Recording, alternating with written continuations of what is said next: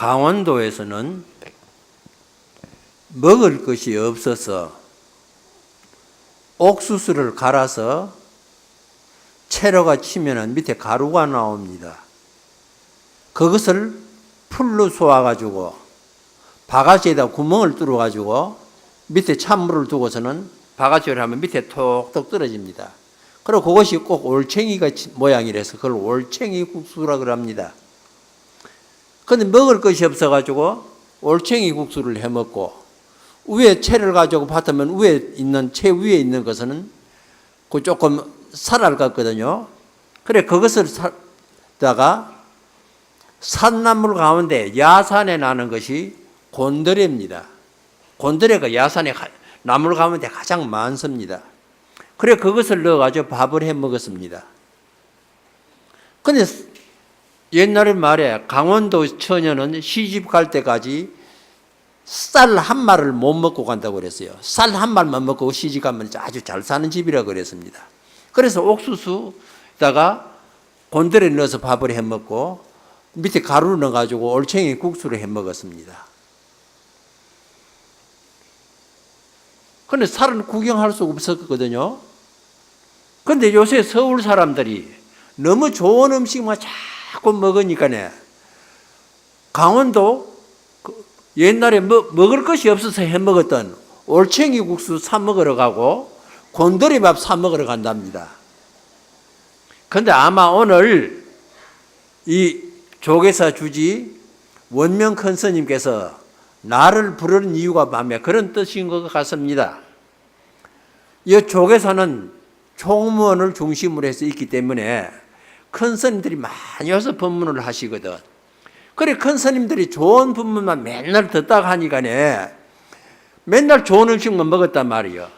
그러니까 이제 뒷방 늙은이, 아무 소용없는 늙은이 불러가지고 곤드레밥도 한 번 미기보고 올챙이 국수도 한 번 미기봄으로써 큰 스님들이 법문이 얼마나 중요한 것을, 그것을 깨우치게 하려고 오늘 아마 올챙이 국수를 미기려고 저를 아마 부른 것 같습니다.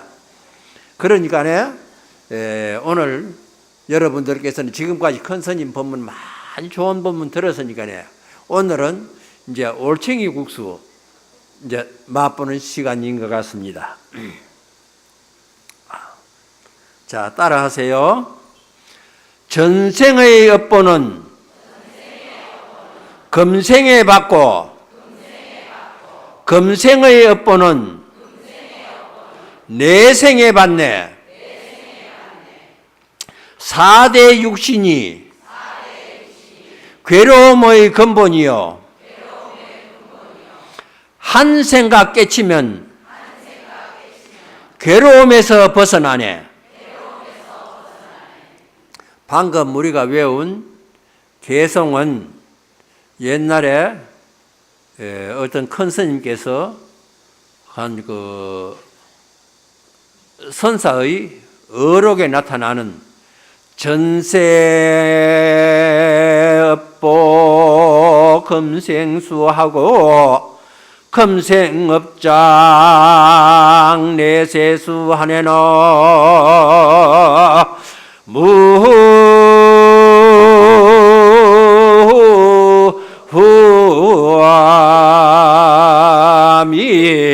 답을 4대 육신고 근본이요 일념지각 제8권이라노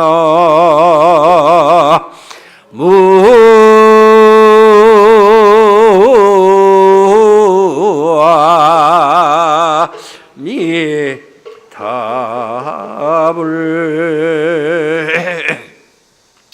오늘이 지장제일이라고 합니다. 지장제일이라고 하니 지장보살에 대해서 말씀을 드리지 않을 수가 없습니다. 지장보살이라는 것은 인도 말로 크시티가르스바하라고 합니다. 이것을 번역하기를 중국 사람들이 묘당이라고 하기도 하고 무변심, 가가 없는 마음 혹은 지장보살로서 번역을 했습니다. 지장보살은 도리천에서 부처님의 부촉을 받고 매일 끝없는 정에 들어가서 중생들의 갖가지 건기를 관찰하고 과거불, 즉 서가모니 부처님과 미래불, 즉 미륵불이 나타나기 그 중간 세상에 부처님이 계시지 아니하는 세상에서 육도 중생을 교화하는 대비의 보살이라고 합니다. 항상 그 모양이 평화롭고 부동하며 대지와 같으며 고요하고 깊이 관찰하며 비장, 즉 비밀스러운 보배를 감추어둔 과 같으므로 지장이라고 한다고 합니다. 그 모양은 본래 보관을 쓰고 한 손에는 보주를 들고 한 손에는 연꽃을 들고 있다고 합니다.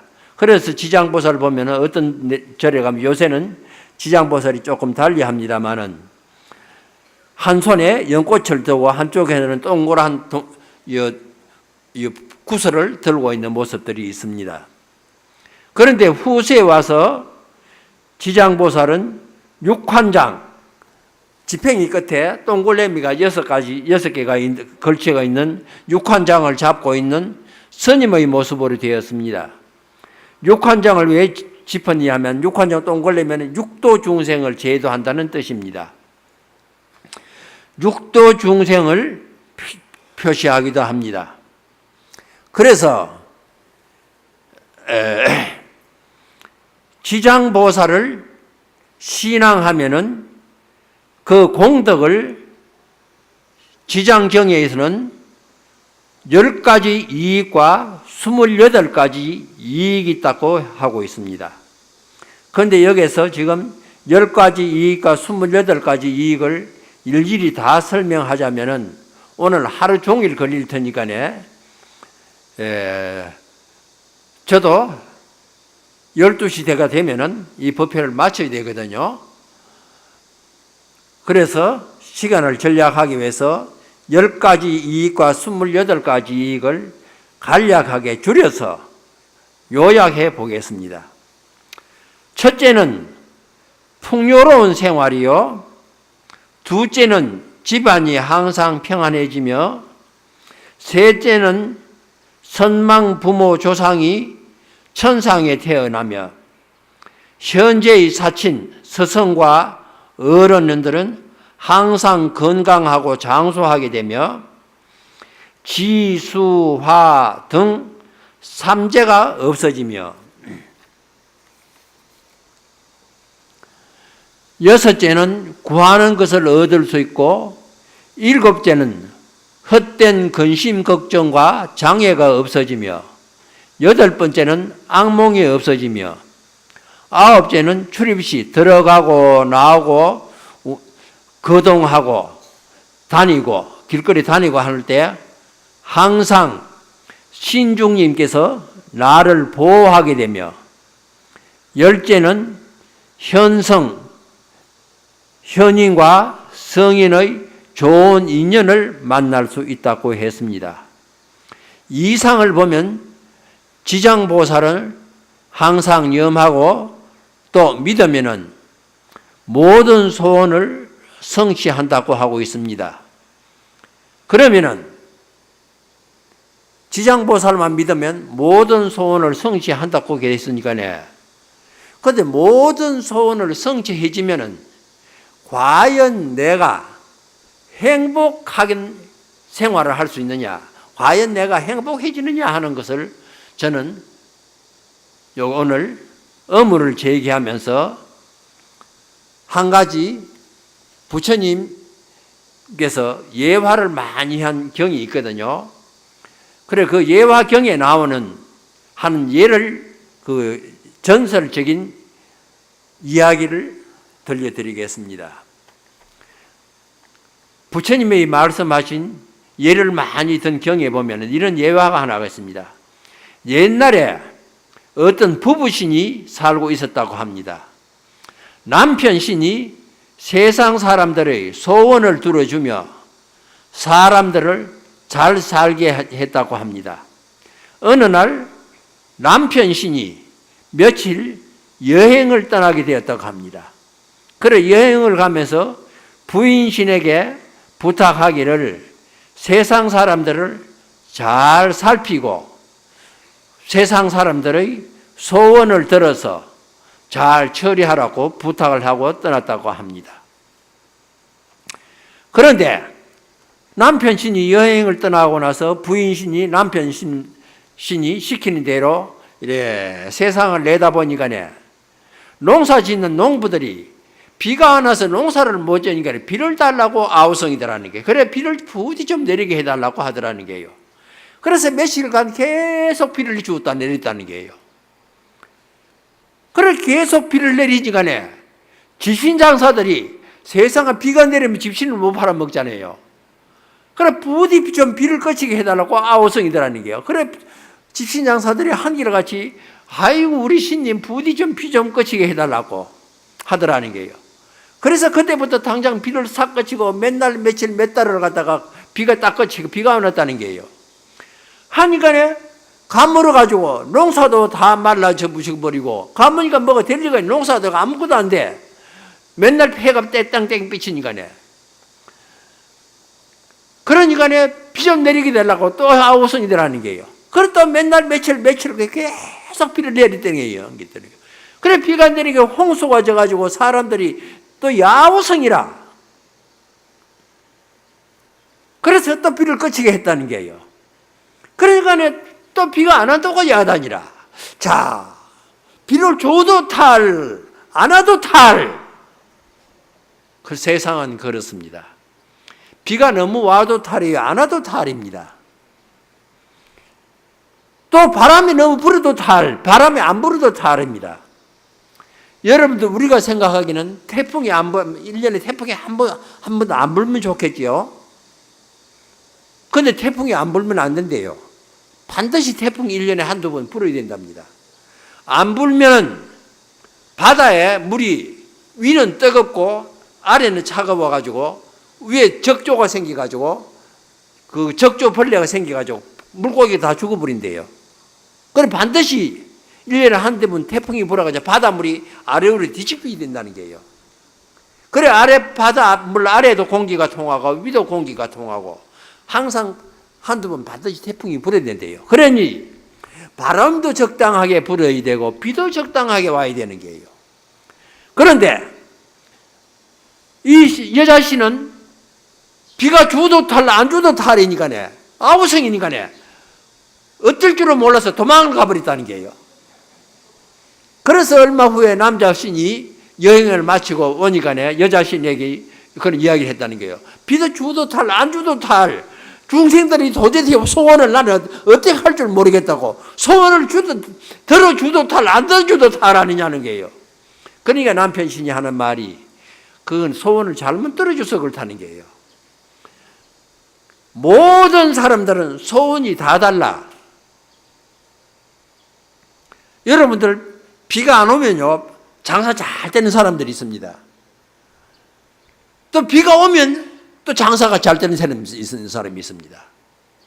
그래서 사람이 이 중생이란 것은 1000명, 10,000명 모아두어야 얼굴이 다 다릅니다. 얼굴이 다른 것은 무엇을 뜻하느냐? 생각이 다른 게예요. 생각이 다른 건 뭐죠? 바라는 바가 다른 게예요. 각자 바라는 바가 다 다른데 그것을 다 소원을 이루어주려니까 될 리가 없는 게예요. 그래서 남편이신이 하는 말이 비라는 것을 적당하게 내릴 때 비를 주고 중생들이 비를 달라 한다고 해서 무조건 비를 주는 것이 좋은 게 아니고 바람이 없게 하기를 했다 해서 바람 무조건 안 부는 게 좋은 것이 아니고 비를 적당하게 주고 바람도 적당하게 불어주고 적당하게 가물고 적당한 습도 모든 사람들이 소원하는 바를 적당하게 조화를 내가 소원을 받아가지고 빌면 적당하게 주어야 되지. 무조건 소원한 바를 다 이루어준다고 해서 이 세상은 행복하게 되지를 않는다고 남편이 일러주다고 합니다. 자, 여러분들, 우리나라 불교 신도가 1200만이라고 합니다. 기독교, 개신교, 천주교 합해서 1300만이라고 합니다. 지금부터 1970년이가 12.7 범란이 아마 1980년이가 그럴 겁니다. 약 30몇 년 전이죠. 12.7 범란이 일어나기 이전에는 불교 신도가 기독교 신도보다 많았습니다. 12.7 범란이 일어나서는 계속 언론의 스님들이 나쁜 점만 계속 때렸습니다. 몇 달을, 근 한 달을 때렸습니다. 그래서 불교 신도가 약 300만이 한꺼번에 불교 신도고 줄어버렸습니다. 그래서 12.7 범란을 계기로 해서 불교 신도와 기독교 신도가 신도수가 역전이 되어버렸습니다. 그런데 불교 신도가 1200만이고 기독교 신도가 1300만이 2500만입니다. 그리고 다른 종교 기타 해가지고 우리나라 인구 5천만 명 가운데 51%가 종교를 가지고 49%가 무종교라고 합니다. 근데 51%가 각자가 자기 종교가 다 있을 거예요. 그러면 각자 그 종교를 가진 사람들이 교회를 나가든 절에를 오든 어느 종교를 성당에 오든 어디를 가든 간에 절에 오는 신도가 스님들을 위해서 오는 사람이 있으면 여기 신도 손 들어봐요. 스님들을 위해서 오는 사람 손 들어봐요. 나는 한 사람도 없다고 봅니다. 교회에 가는 사람도, 성당에 가는 사람도, 성당에 가는 사람 신부를 위해서 가느냐, 교회에 가는 사람이 목사를 위해서 가느냐, 난 한 사람도 없다고 봅니다. 전부 자기 자신을 위해 가는 것이지 성직자를 위해서 가는 사람은 없어. 그러면 자기 자신을 위해서 가는데 소원이 다 있을 거란 말이야. 그럼 다 소원을 빌 것 아니요. 나는 그래 부처가 안 됐기를 참 다행이라고 생각합니다. 내가 부처가 돼서 만약 저 위에 앉아 있으면은 괴로워서 못 살게요.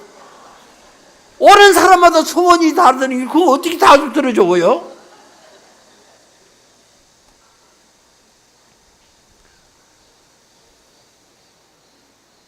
심지어 제가 몇 년 전에 동국대학교 이사장 할 때 어떤 신도가 뭐 아주 내가 보니까 그 한마디로 말했죠. 못됐다고 그랬습니다. 겉으로 내는데 아주 잘했습니다. 근데 내가 아무리 봐도 수상해. 그래서 저기 돈을 가져오면은 내인데 가져오지 말라고. 절에 한 거는 절에 시는 절에 종무소 가서 접수시키라. 또 동국대학교 가져오는 거는 학교 재단 사무실에 가지고 가거라. 제가 돈을 한 푼 안 받았습니다. 그래서 저도 지금 실제로 저도 지금 한 벌에 저는 돈을 안 받습니다. 그럴 때 지금까지 제가 감옥에 안 가고 살은 게요. 만약 돈을 받아서 감옥 10번도 더 갔을 게요. 안역이 다를까? 나중에 막 딴 목적을 갖고서 접근했다는 게 드러난 게요. 뭘 달라는 게요. 학교 무슨 영업을 달라는 게요.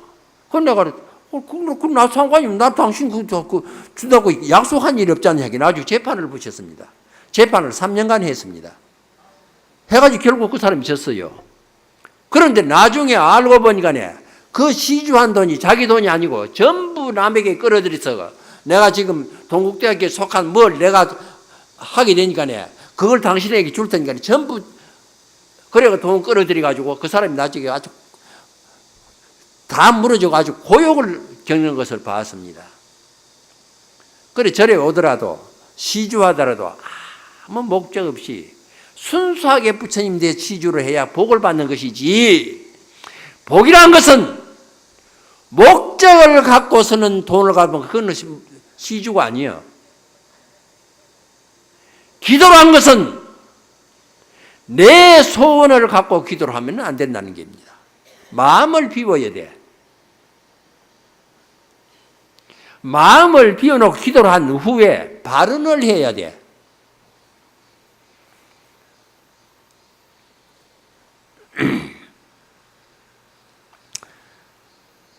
소원이 없을 수가 없습니다.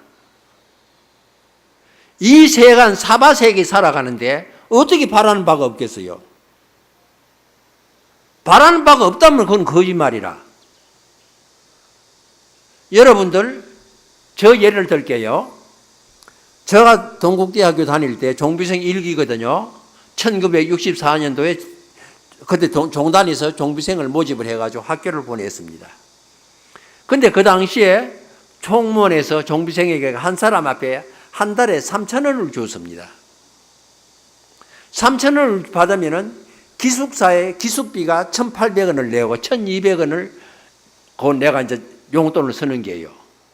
근데 그 당시에 버스비가 일반인은 현금을 내면 10원이랐습니다. 학생들은 학생증이 있으면 현금을 내면 5원이랐습니다. 그리고 회수권이라서 그 표판 데 가서 학생증을 내면 회수권을 10장을 받으면 25원이랐습니다. 근데 한 장이 2원 50전 꼴이 치였습니다. 그런데 그 1,200원 가지고 버스만 타고 다니고 하면은 충분한 게요. 그런데 학교 다니는데 그럴 수가 없잖아요. 책도 사야 되고 공책도 사야 되고 연필도 사야 되고. 그 돈이 모자라는 게요. 그래서 그 당시에는 요새같이 보험이 없거든요. 건강보험이 없으니까. 병원에 한 번 가면은 진찰 받는데 말이야 몇천 원이에요. 그때 돈. 그래 병원 아파도 병원에 갈 수가 없는 게요. 그런데 제가 그 당시에 몸이 워낙 지금은 아주 그래도 마음이 아주 좋아졌습니다. 제가 지금 조금 신경질적이에요. 이 몸 육체가 그 신경 과민성이 있습니다. 그래서 어찌나 지금 잠을 못 자가지고 11시까지 잠을 못 자다가 11시 반에 잠 안 오는 자는 일어나서 공부나 하죠. 11시 반까지 공부하다가 하루 잠 그냥 여기 온다고 생각하고 잠을 자야 되잖아요. 그래 11시 반 돼서 약을 먹고 나니까 그래도 잠이 안 와. 1시 돼서 약을 다시 한번 먹고 잠을 자는데 5시에 잠이 깨버렸어. 그래 지금 저 정신 상태가 아닙니다 지금. 이거 그래서 저는 그 박수 칠 일이 아니에요. 내가 출가한 지가 55년이 되는데 스님 된 지가 55년이에요. 출가한 지는 56년이고 내가 55년 동안 중노릇 헛했다고 저는 생각을 합니다. 왜 그러냐? 이 신경 과민성을 55년 동안 수행해서 푹 나가 그게 고치져야 될 것 아니에요. 근데 지금도 그걸 못 고치고 있거든. 근데 지금은 무척 저를 그 소위 방아착 한다고 그럽니다. 쉬려고 노력을 해요. 노력을 했는데도 안 돼, 거기에. 뭐 내일 어디 간다고 생각하면 잠이 안 오는 게요. 그런데 그 당시 그러니까네 고등학교 졸업하고 10년을 놀다가 다시 대학을 들어갔으니까네 금방 고등학교 졸업한 사람하고 10년 놀다가 한 사람하고 경쟁이 안 되겠냔 말이에요. 그런데 저는 또 남한테 지고는 못 살거든요. 꼭 이겨야 돼요. 그래 공부하면 그래도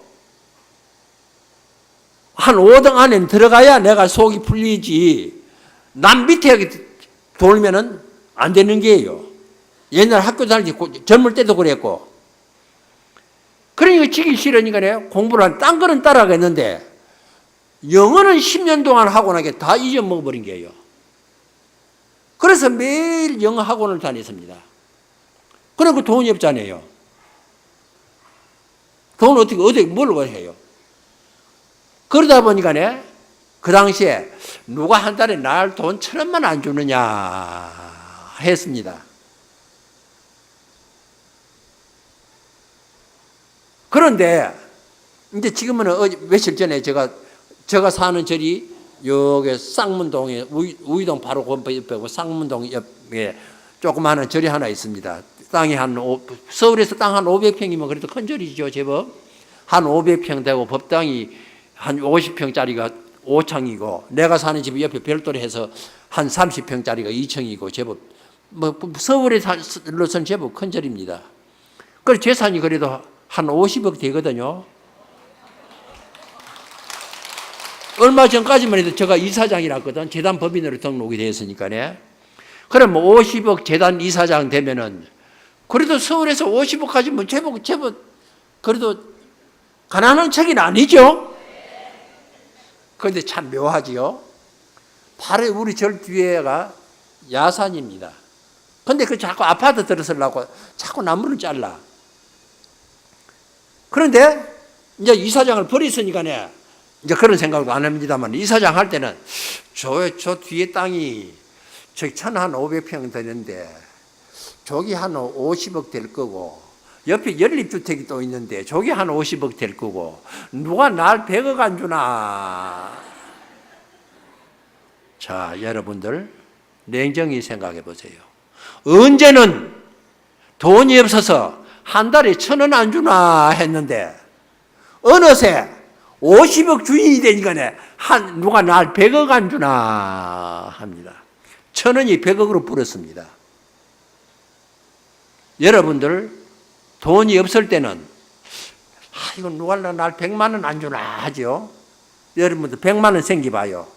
1,000만 원 생기면 1억 생기면 100억 생기면 1,000억이 됩니다. 여러분들이 생각할 때는 돈 많은 사람들, 재벌들이 그까지 돈 좀 한 100만 원 풀어가지고 1,000만 원 좀 풀어가지고 풀어주면 얼마나 좋을지 하지만 반대입니다. 그 사람들은 1년에 몇천억을 벌지만은 반대로 100만 원짜리 월급 주는 게 아까워서 그놈을 깎으려고 되는 게 드는 게요. 그게 재벌입니다.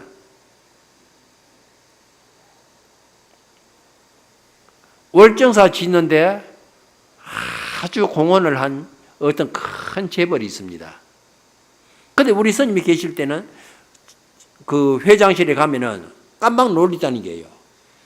직원이 결제를 받으러 왔는데 이 양반이 얼마나 꼼꼼한지 싹 살펴보고 돈 10원이 틀리다니. 그때 돈 10원이 틀리다 해가지고 호통을 치더라는 게요. 그걸 보고서 우리 스님이 갔다 와서 고개를 잘 잘라는 거예요. 아이고 암흑의 회장 돈 10원 가지고 그래는 깜빡 놀리다는 게요. 그래 이제 우리 스님 돌아가시고 나서 한동안에 그분이 월정사 안 왔습니다. 그래 저가 이제 월정사 주직이 되고 나니까네 우리 스님 상자라고 하니까네 이분이 왔어요. 와가지고 오기 전에 저거 다른 건물은 다 깨끗하게 손질을 해가지고 단청도 세려하고 다 했는데 법당은 그분이 돈을 내서 단청을 하게 되면 단청이 낡아가지고 뭐 좀 흐려졌어요. 그런데 제가 일부러 손을 안 댔어요. 그래 그분이 와보지만은 왜 딴 건물이 다 깨끗한데 법당이 왜 이래 더러우냐는 거예요. 그러죠. 그렇습니다. 그 단청은 회장님이 했는데 내가 함부로 할 수가 없잖냐고. 회장님이 아무 말도 안 하면 내가 화주하게 하겠습니다 하니까 내가 하겠다는 게요. 그래 견적을 받아오래요. 그래서 견적을 받아보니까 1억 5천이라.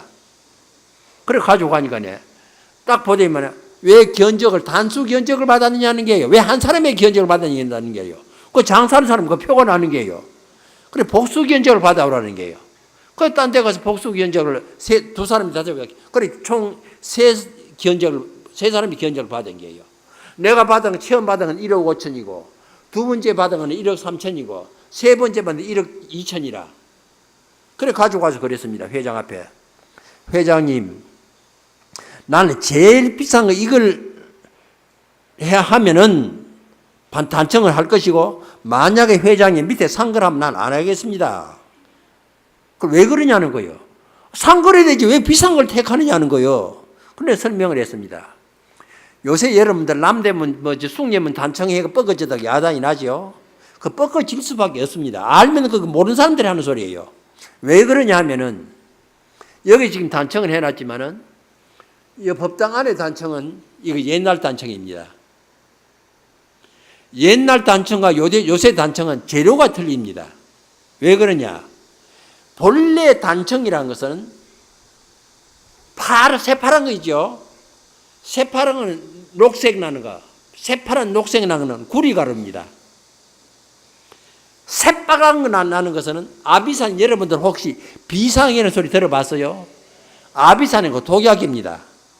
녹색 나는 구리 가루도 소위의 그 산화동이라서 그것도 독약입니다.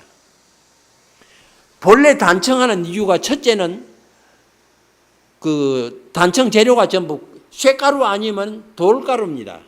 그것이 전부 독약입니다. 단청하는 이유가 단청에는 쉽게 나무에 벌레가 안 되는 게요. 그 다음에 옆에 불이 나면은 그 돌가루를 붙여놨기 때문에 쉽게 불이 금방 올라붙지 않습니다. 그래, 첫째는 벌레를 막기 위함이며, 둘째는 불이 옮겨 묻지 않고, 셋째 보기 좋은 게요. 근데 요새는 돌가루, 구리가루 전부 그거 만드는 것이 거의 공해 사업입니다. 왜냐면 독이 있잖아요. 그렇기 때문에 요새 그걸 만들지를 않습니다. 공해 업이라 해가지고. 그러니까 대체 재료를 쓰니까 화학 약품을 쓰는 게예요. 화학적으로 정말 그걸 알료라 그럽니다. 페인트하고 뭐 한 끗 차이예요. 그러니까 그걸 칠해놓으면 오래 가지도 못할 뿐 아니고 많이 그 빛깔 좋으라고 많이 바르거든요. 그러니까 떨어질 수밖에 없습니다. 그러니까 내가 가져가서 그랬습니다. 요 비싼 거는 지금 이 내 업자가 요새 그걸 구할 수가 없기 때문에 50%를 사용합니다. 그 사람이 지금 보관한 거 미리 사가지고 보관한 게 있기 때문에 100% 안 쓰고 자기도 50% 썼다고 약속을 했습니다. 하지만은 이 산 것은 50%도 안 씁니다. 그냥 화학 재료 알료를 씁니다. 그렇기 때문에 비싼 걸 택하겠습니다. 그러니까 그래요? 그럼 두고 가세요. 그래. 그걸 두고 갔다면 며칠 후에 연락이 왔어. 가니까 비싼 걸 하라는 게요. 그래 1억 5천 주게다 바로 1억 5천을 송금을 딱 그 자리에서 송금을 시키는 게요. 한데 나중에 받아와서 보니까 연필로 전부 체크를 해놓은 게요. 확인한 거예요. 전부 일일이 다 확인해 본 게예요. 자, 여러분들, 그게 돈 많은 사람들이에요. 오히려 돈이 없는 사람이 어중한 사람들이 돈이 생기면 명품이니 뭐니 사느라고 그저 백화점에 들락날락하고 야단이라. 내가 얼마 전에 며칠 전에 어떤 재벌 보살님이 지금 이제 늙어가지고 전부 다 내놓고 이제 남편도 돌아가시고 아들이 지금 회장이 하는데 그분 남편 돌아갔을 때 제가 아무 말도 않고 몰래 살짝 가가지고 독경만 해주고 왔습니다. 하니까 그 아들이 스님 좀 이름을 좀 알아야 되겠대. 그래 내가 현애라고 적어주고 왔습니다. 알면 또 복잡하잖아요. 대접하느라고. 근데 그 아들은 잘 모르거든요. 나중에 어머니 그걸 안 게요. 그래 얼마 전에 전화를 해가 스님 그때 와서 독경도 해주시고 왜 막 그냥 가시냐는 게요. 그래 대접을 하고 했는데 제가 월정사 주진할 때 몸이 아주 약하니까 그분이 종종 자기 남편이 다니는 병원에다가 불러다 가지고 이제 진료하고 약지하고 보내고 그랬습니다. 한 번은 올라오면은 딴 데 좀 자기 집에 잘하는 게요. 그래 성북동에 집에 가니까 집이 얼마나 그냥 한 층을 다 비워놔서 3층에는 노부부가 살고 2층은 아들들이 살다가 다 장가를 가보니까 비어져가 있는 게요. 그래 한 층을 언제든지 와서 날 사용하라는 게요. 욕실이 얼마나 크냐 하니까 지금 자는 방보다 더 넓어. 방이 얼마나 하고 침대가 어지간한 방 넓이만 해. 옆에 방에 보니까 뭐 생활실 TV관에 거기도 궁전이라. 근데 아침을 먹는데 그 회장이 내보다 5살인가 6살인가 더 먹었어요. 이 노인네가 좀 어지간히 하면 되는데 큰 스님 왔다고 도저히 내가 미안해서 앉아 있을 수가 없어. 그래서 이제 아침을 먹고 나니까 그때는 이제 부인이 차가 없었습니다. 회장 차뿐이라. 내 차는 길 모른다 해서 뒤따라오라 하려고 회장 차를 이제 부인하고 타고 가가지고 병원에 쫙 진료라고 차는 이제 회장 차는 회장인데 보내버리고 그건 내 차는 이제 점심을 사주면서 같이 먹고서는 보살님 어떻게 하니까, 염려 마세요 하고 지하철 타러 가는 게요. 나는 그거 아주 깜빡 놀랐습니다. 큰 재벌의 부인이 지하철 타고 간다는 게 상상이나 하겠어요? 그래서 내가 그 아까 말한 월정사 시주한 큰 재벌이나 그 재벌이나 오히려 돈 있는 사람이 돈을 아낍니다. 그분 말씀이에요. 그 보살 말씀이. 스님, 돈 있다고 돈 쓰면은 돈이 절대 모이지 않는다는 게요. 돈을 아끼기 때문에 부자가 되는 것이지, 사고 싶은 거 다 사고 하고 싶은 거 다 하고 먹고 싶은 거 다 하고 절대 부자가 안 된다는 게요. 스님, 부자와 가난한 사람의 차이가 그겁니다는 게요. 여러분들, 소원을 다 이루려고 하면은 병이 생깁니다. 무슨 병이 생기느냐? 소원과 욕심에 대해서 말씀드리겠습니다. 소원이 뭐예요? 욕심 아니에요? 갖고 싶은 욕심 아니에요? 욕심은 뭐예요? 삼독관에 탐진치 가운데 첫째가 탐이에요. 삼독이라고 그러거든요. 부처님은 욕심내고 성내고 어리석고 세 가지 독이에요. 독 가운데 제일 큰 독이 욕심이에요.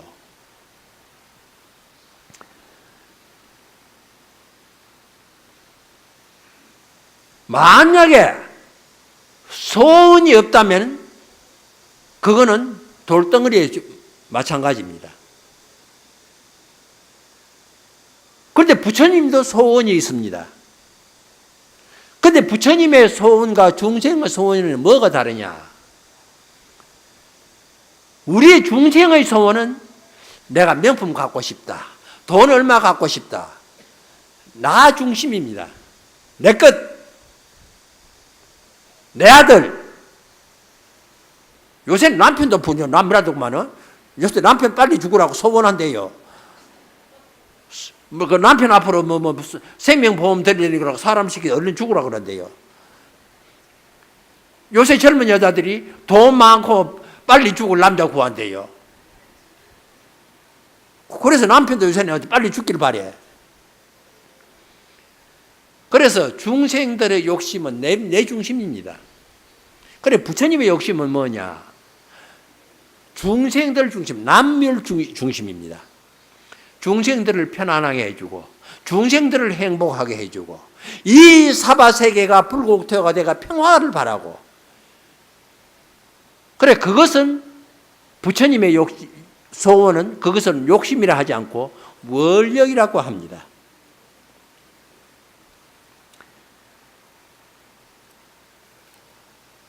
우리들의 욕심이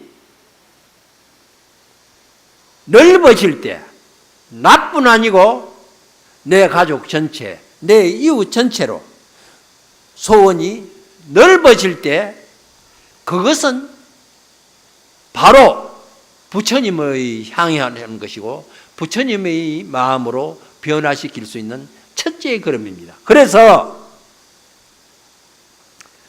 법화경의 방편품에 있는 구절을 하나 말씀드리겠습니다.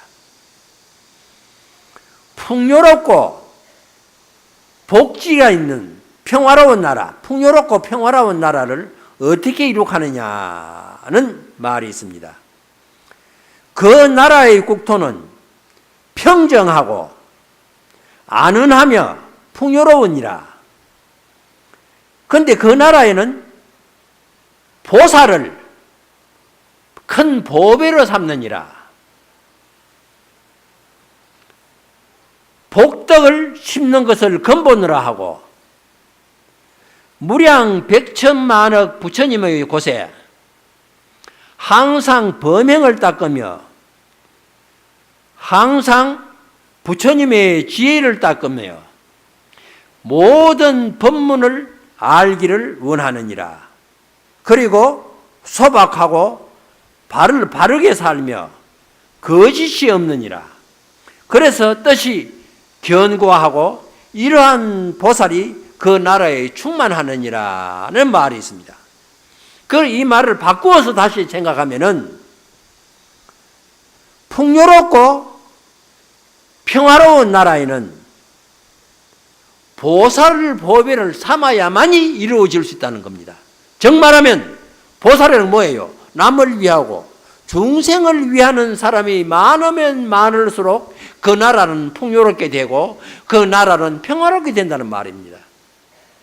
반대로 내 욕심만 채우려고 하는 사람이 많으면 많을수록 그곳은 갈등이 심하고 세상이 악하게 되고 부패라고 하게 되고 부정부패가 심하게 되고 세상은 살기가 어려워진다는 것입니다.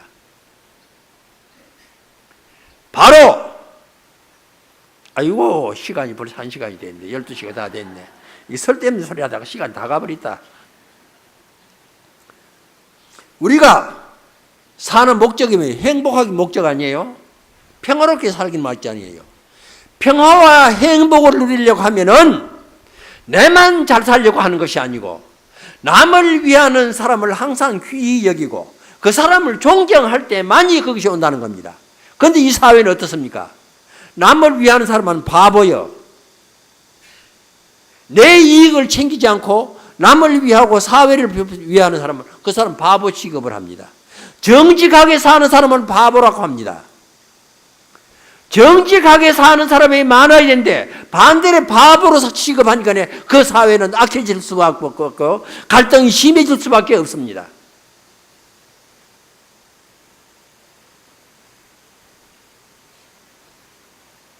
정치하는 사람, 큰 사업하는 사람, 거짓말 안 하고 정치하는 사람 있나요? 국회의원 하는 사람들이 거짓말 하는 사람 있으면 나와보라고 그래요. 또 장사하는 사람이 거짓말 하는 사람이 있으면 나와요. 여러분들 장사는 이제 사업하는 사람들 많죠. 크든 작은 간에 다 장사하는 사람들이 많을 게요. 장사하는 사람이 꼭 양심적으로 장사해가지고 장사를 잘하는 사람이 있으면 나와봐요. 이거 얼마 합니까? 10,000원 합니다. 7,000원만 하세요. 그럼 믿기는데요. 그러면 그만해요. 나가면 이리 와요. 이러거든.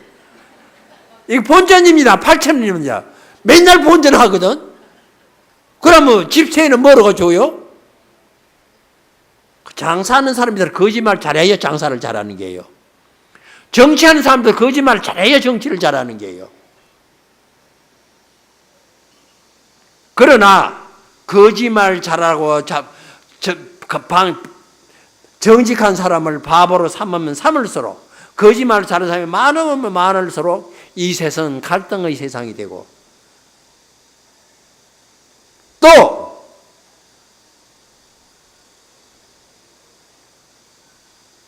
소위 종교인, 종교 지도자도 위선을 많이 하는 사람일수록 신도가 많아집니다.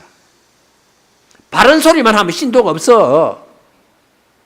나 그래서 우리 여기 주지스님, 원명스님 내가 월정사 주지할 때 그 사마석 주지시키 봤거든. 참 주지를 잘해. 신도가 넘쳐나. 근데 참 양심적이거든요. 그래서 나는 그거 사마석이 동해시거든. 동해시는 저 스님이 가가지고 완전히 불국토 만들었습니다.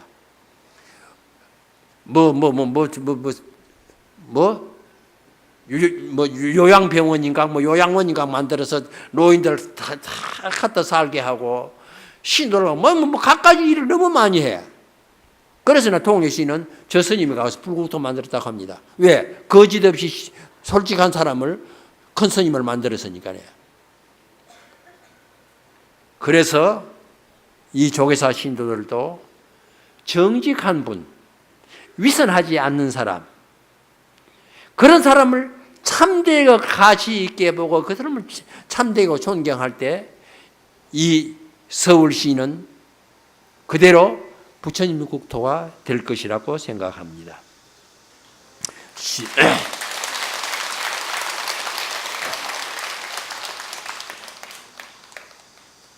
자, 따라서 하세요.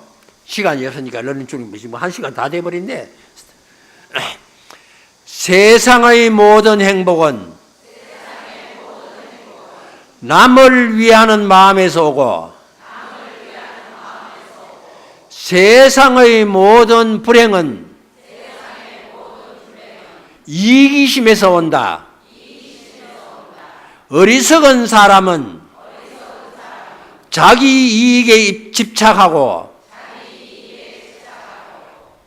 부처님은 다른 사람의 이익에 헌신하는 것이다. 방금 우리가 외운 개송은 선종 제13조라고 하시는 제바 보살이 하신 말씀입니다. 그것을 제가 한문으로 낸 것을 쉽게 번역해서 우리가 외웠습니다. 이와 같이 역대 부처님이나 조사신 스님은 남을 위하기 위해서 살았습니다. 중생을 위하는 마음에서 살았습니다. 그렇기 때문에 그래도 2500년째도 불교가 2500년 가전 핍박을 다 당했습니다. 우리나라는 500년 동안 불교를 핍박을 당하고 심지어 스님들을 8,100정과 거지에 속하는 8천에 속해가지고 성 안에 들어오지도 못하겠습니다. 심지어 절제산을 전부 몰수로 하기도 했습니다. 이렇게 해도 불교가 망하지 않고 지금까지 남은 것은 이렇게 남을 위하는 보살들이 많이 있었기 때문에, 큰 스님들이 있었기 때문에 이렇게 불교가 그래도 유지하고 있는 것입니다.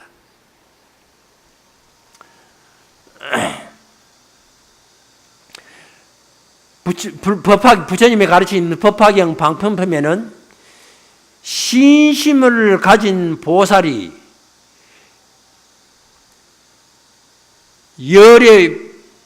보살만이 열의 법을 아는 사람이라고 했습니다. 신심을 가진 사람. 신심이 없으면 열의를 볼 수 없다는 게예요. 부처님은 볼 수가 없어. 신심이 있는 사람만이 부처님의 가르침을 이해할 수 있고, 신심이 없으면 어떠한 법의 가르침도 귀에 들어오지 않는다는 것입니다.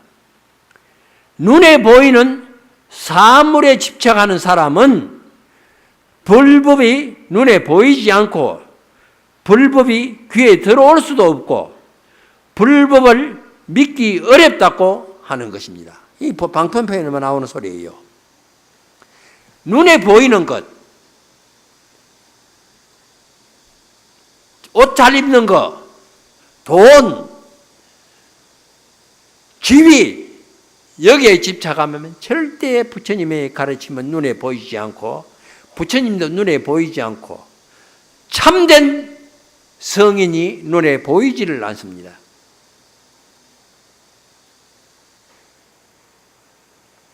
여러분들, 나 그래서 우리 이 스님들을 가르치는데 그 강원에서 지금 문제를 제가 제기를 하고 있습니다. 옛날에는 강원에서 그 법문하는 법을 가르쳤습니다. 차례로 법상에 올려가서 강사가 밑에 있고 대중들 모아놓고 차례로 학인들은 법문을 시켰습니다. 법문 연습을 시켰습니다. 그런데 저는 속가 있을 때 교회 조금 다녔거든요. 그래서 저는 교회에서 소위 전도사를 했기 때문에 신학대학에서 그 강의 하는 걸 전부 받아가 그걸 했습니다. 거기 보면은 설교 방법이 있습니다. 몇 분에 한 번씩 손을 쫙 하고 쫙 하고 거룩거룩 하고 그걸 가르칩니다. 과연 그 속에 참된 진리가 있겠느냐 말이야. 나는 그 위선이라고 보거든요. 지금 문제가 되고 있는 어떤 종파나는 그 사람이 진짜 죽었는지 살았는지 지금 모르고 있습니다. 시체가 발견돼서 유전자가 어쩌고 하지만은 그것도 믿을 수 없는 일이거든요. 근데 그 사람 설교하는 걸 내가 자세히 봅니다.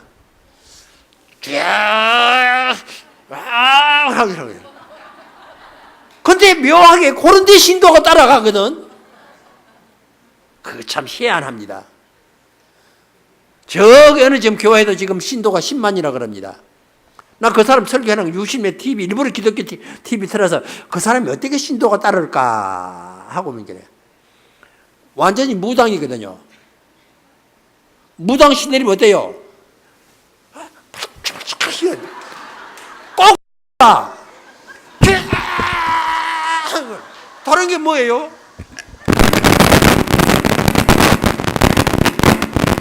그런데 신도는 왜 이래?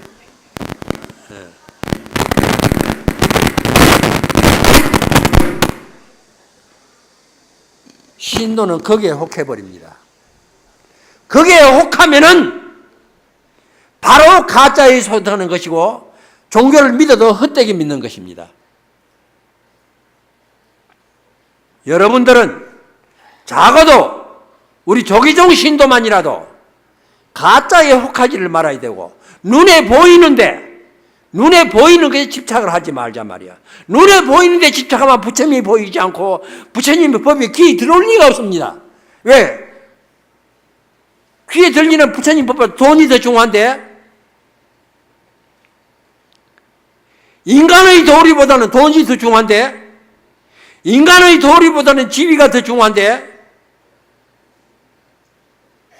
하기 때문에 부처님의 가르침은 지위나 명예나 권력이나 돈이나 어떤 위이나 여기서 벗어날 때 참된 부처님의 가르침은 귀에 들어옵니다.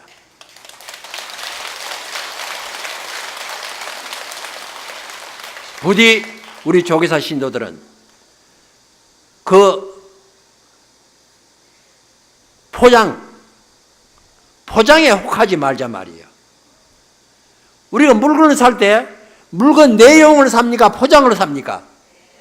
내용을 사지요. 그런데 어떻게 해요? 포장을 잘 해놓으면 그 포장해 놓고 그거부터 사거든요. 여러분들 어떻습니까? 참기름이라고 그러죠. 왜 참기름입니까? 기름 가운데 제일 진짜에서 참기름 아니에요? 그런데 요새는 참기름이 있대요. 그럼 뭐겠죠? 그럼 가짜 참기름이 있다 소리 아니에요? 그래서 그게 세상이 우리 현실이에요. 가짜 참기름에 녹아날지 말자 말이에요. 그런데 가짜 참기름이 더 잘 팔리거든. 왜? 진짜 참기름은 비싸니까네. 시원찮은 물건을 포장을 잘 해놓으면 포장이 팔리거든. 그래서 우리는 포장에 혹하지를 맙시다. 내용물을 중시합시다. 내용물을 중시할 때 부처님의 가르침이 귀에 들어오고 인간의 참된 생활이 무엇인지를 내 눈에 보일 겁니다. 그때만이 내 생활에 참된 행복과 평화가 올 것입니다.